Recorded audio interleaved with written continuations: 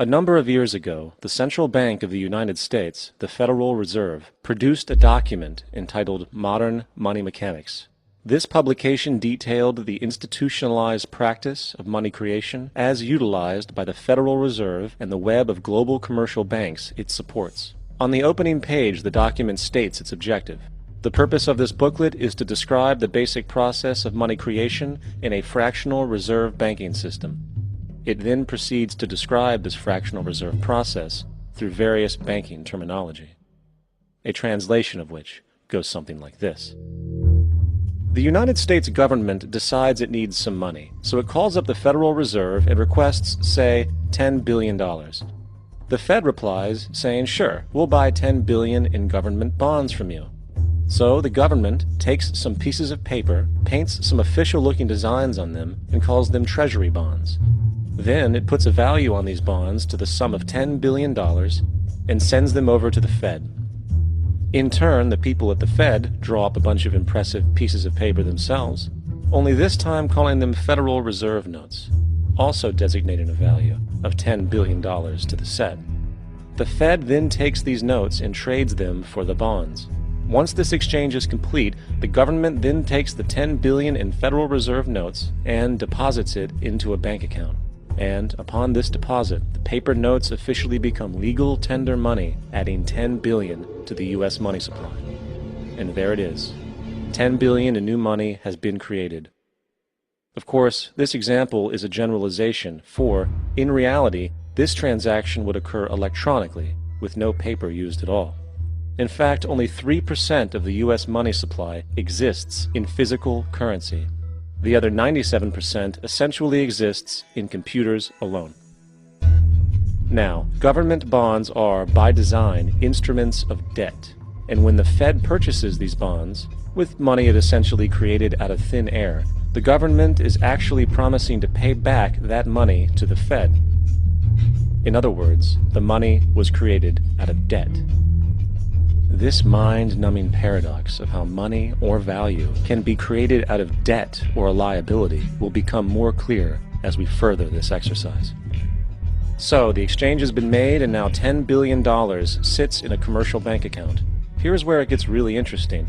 For as based on the fractional reserve practice, that $10 billion deposit instantly becomes part of the bank's reserves, just as all deposits do.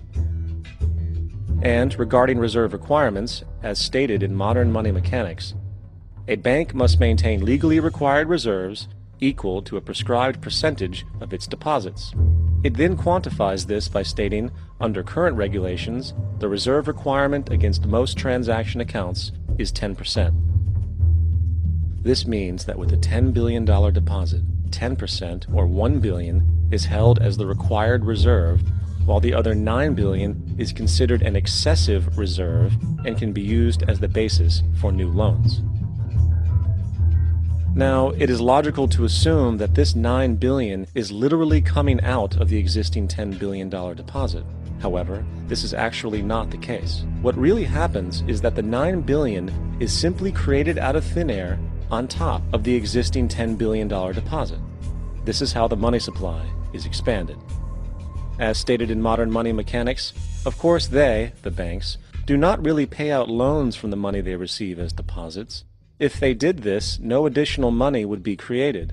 What they do when they make loans is to accept promissory notes, loan contracts, in exchange for credits, money, to the borrower's transaction accounts. In other words, the $9 billion can be created out of nothing simply because there is a demand for such a loan and that there is a $10 billion deposit to satisfy the reserve requirements. Now, let's assume that somebody walks into this bank and borrows the newly available $9 billion. They will then most likely take that money and deposit it into their own bank account. The process then repeats, for that deposit becomes part of the bank's reserves. 10% is isolated, and in turn 90% of the $9 billion, or $8.1 billion, is now available as newly created money for more loans. And, of course, that 8.1 can be loaned out and redeposited, creating an additional 7.2 billion, to 6.5 billion, to 5.9 billion, etc. This deposit money creation loan cycle can technically go on to infinity. The average mathematical result is that about $90 billion can be created on top of the original $10 billion. In other words, for every deposit that ever occurs in the banking system, about 9 times that amount can be created out of thin air. Money jitters? Ask the obliging Bank of America for a jar of soothing instant money, M-O-N-E-Y, in the form of a convenient personal loan. So, now that we understand how money is created by this fractional reserve banking system, a logical yet elusive question might come to mind. What is actually giving this newly created money value? The answer? The money that already exists. The new money essentially steals value from the existing money supply. For the total pool of money is being increased irrespective to demand for goods and services. And as supply and demand finds equilibrium, prices rise, diminishing the purchasing power of each individual dollar. This is generally referred to as inflation, and inflation is essentially a hidden tax on the public. What is the advice that you generally get? And that is inflate the currency. They don't say debase the currency. They don't say devalue the currency. They don't say cheat the people who are saved. They say lower the interest rates. The real deception is when we distort the value of money. When we create money out of thin air, we have no savings, and yet there's so-called capital.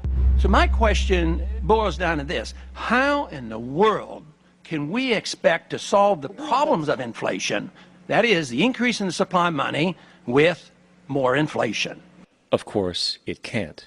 The fractional reserve system of monetary expansion is inherently inflationary. For the act of expanding the money supply, without there being a proportional expansion of goods and services in the economy, will always debase a currency. In fact, a quick glance at the historical values of the US dollar versus the money supply reflects this point definitively, for the inverse relationship is obvious.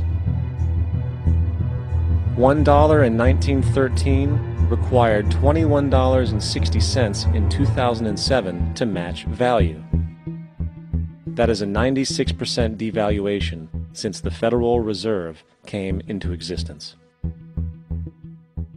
Now, if this reality of inherent and perpetual inflation seems absurd and economically self-defeating, hold that thought, for absurdity is an understatement in regard to how our financial system really operates. For in our financial system, money is debt. And debt is money. Here is a chart of the U.S. money supply from 1950 to 2006. Here is a chart of the U.S. national debt for the same period. How interesting it is that the trends are virtually the same. For the more money there is, the more debt there is. The more debt there is, the more money there is. To put it a different way, every single dollar in your wallet is owed to somebody by somebody. For remember, the only way the money can come into existence is from loans. Therefore, if everyone in the country were able to pay off all debts, including the government, there would not be $1 in circulation.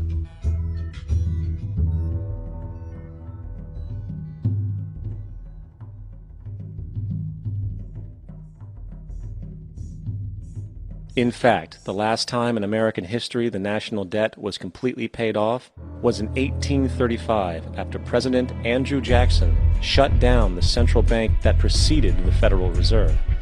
In fact, Jackson's entire political platform essentially revolved around his commitment to shut down the central bank, stating at one point, "The bold efforts the present bank has made to control the government are but premonitions of the fate that awaits the American people should they be deluded into a perpetuation of this institution or the establishment of another like it."